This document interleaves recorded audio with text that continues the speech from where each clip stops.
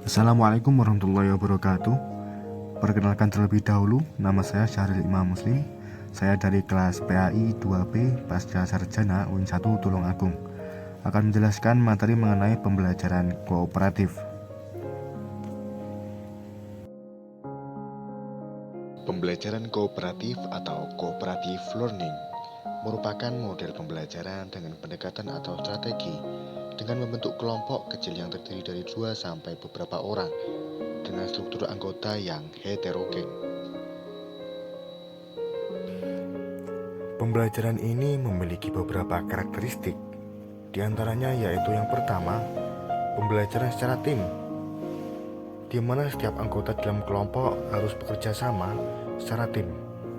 Kemudian yang kedua, didasarkan pada manajemen kooperatif, yaitu pembelajaran dengan tugas-tugas yang ada telah diatur oleh tiap kelompok secara kooperatif. Kemudian yang ketiga, kemampuan untuk bekerja sama. Jadi nantinya tiap anggota kelompok akan membantu satu sama lain atau bekerja sama untuk menyelesaikan tugas yang telah diberikan oleh seorang guru. Kemudian yang keempat, keterampilan untuk bekerja sama. Pembelajaran kooperatif ini akan membuat siswa menjadi lebih terampil dalam bekerja sama antar anggota kelompok. Selain karakteristik pembelajaran kooperatif, kita juga harus mengetahui unsur-unsur modal pembelajaran kooperatif, yaitu yang pertama, saling ketergantungan positif. Yang dimaksud adalah adanya ketergantungan antara anggota yang memiliki manfaat satu sama lain. Kemudian yang kedua, tanggung jawab perorangan, yang berarti tiap anggota dalam kelompok bertanggung jawab atas tugas mereka masing-masing. Kemudian yang ketiga, tatap muka.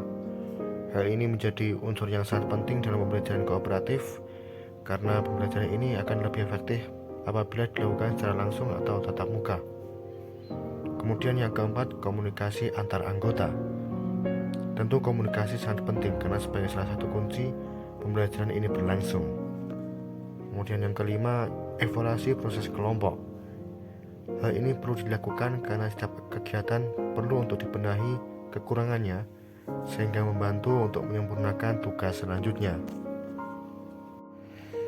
Selanjutnya, kita juga perlu mengetahui langkah-langkah pembelajaran kooperatif. Ada 6 tahapan langkah yang dapat kita lakukan dalam pembelajaran ini, yaitu yang pertama, menyampaikan tujuan dan memotivasi siswa. Guru menyampaikan semua tujuan yang ingin dicapai pada pelajaran dan memotivasi siswa untuk belajar. Kemudian fase kedua, guru menyajikan informasi kepada siswa dengan jalan lewat demonstrasi atau bahan bacaan. Kemudian fase ketiga, yaitu mengorganisasikan siswa ke dalam kelompok kooperatif. Guru menjelaskan kepada siswa bagaimana cara membentuk kelompok belajar dan membentuk setiap kelompok agar melakukan transisi secara efisien. Kemudian fase keempat, yaitu guru membimbing kelompok bekerja dan belajar. Guru membimbing kelompok belajar pada saat mereka mengerjakan tugas. Kemudian fase kelima, evaluasi guru, yaitu mengevaluasi hasil belajar mengenai materi yang telah dipelajari atau meminta setiap kelompok untuk mempresentasikan hasil kerja mereka.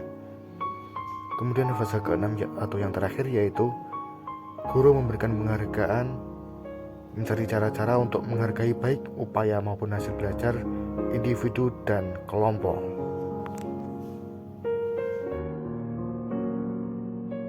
Selain itu, kita juga harus mengetahui teknik dalam pembelajaran kooperatif. Ada 6 macam teknik dalam pembelajaran kooperatif, yaitu yang pertama, Student Teams Achievement Division atau STAD, yang merupakan pendekatan pembelajaran kooperatif yang paling sederhana. Guru menggunakan teknik ini juga mengacu pada belajar kelompok siswa dan menyajikan informasi akademik baru kepada siswa setiap minggu dan menggunakan presentasi verbal atau teks. Kemudian yang kedua, Group Investigation, yaitu suatu model pembelajaran yang lebih menekankan pada pilihan dan kontrol siswa daripada menerapkan teknik-teknik pengajaran di ruang kelas. Selain itu juga memadukan prinsip belajar demokratis di mana siswa terlibat secara aktif dalam kegiatan pembelajaran.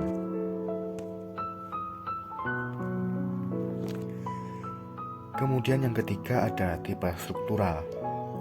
Pendekatan ini memiliki banyak kesamaan dengan pendekatan lain. Pendekatan ini memberi pendekatan pada penggunaan struktur tertentu yang dirancang untuk mempengaruhi pola interaksi siswa. Struktur ini menghendaki siswa bekerja saling membantu dalam kelompok kecil dan lebih bercirikan penghargaan kooperatif daripada penghargaan individual. Kemudian yang keempat ada jigsaw. Dalam pembelajaran kooperatif di jigsaw, siswa dibagi menjadi kelompok-kelompok yang terdiri dari 4-6 anggota. Kelompok terdiri atas siswa-siswa yang heterogen dan mereka bekerjasama.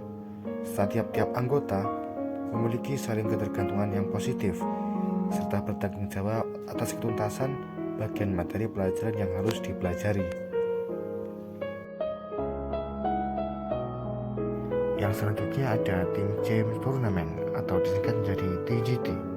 Adalah salah satu tipe atau model pembelajaran kooperatif yang mudah untuk diterapkan, melibatkan aktivitas seluruh siswa tanpa harus ada perbedaan status, melibatkan peran siswa sebagai tutor sebaya, dan mengandung unsur permainan dan reinforcement.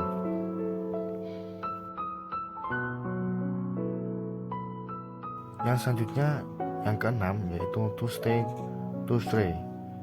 Pembelajaran ini adalah teknik pembelajaran yang memberi kesempatan kepada peserta didik untuk membagikan hasil informasi dengan kelompok lain dengan cara peserta didik berbagi pengetahuan dan pengalaman dengan kelompok lain.